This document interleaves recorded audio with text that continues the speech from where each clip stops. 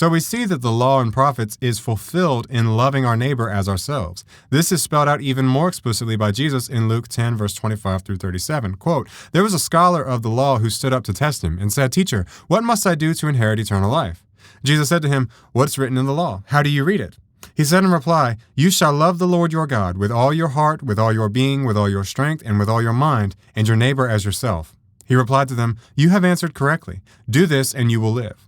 But because he wished to justify himself, he said to Jesus, 'And who is my neighbor?' Jesus replied, 'A man fell victim to robbers as he went down from Jerusalem to Jericho. They stripped and beat him and went off, leaving him half dead. A priest happened to be going down that road, but when he saw him, he passed by on the opposite side. Likewise, a Levite came to the place, and when he saw him, he passed by on the opposite side. But a Samaritan traveler who came upon him was moved with compassion at the sight. He approached the victim, poured oil and wine over his wounds, and bandaged them. Then he lifted him up on his own animal, took him to an inn, and cared for him. The next day he took out 2 silver coins and gave them to the innkeeper with the instruction, 'Take care of him. If you spend more than what I have given you, I shall repay you on my way back.' Which of these 3, in your opinion, was neighbor to the robber's victim?" He answered, "The one who treated him with mercy." Jesus said to him, "Go and do likewise." Loving our neighbor as ourselves is fairly self-explanatory.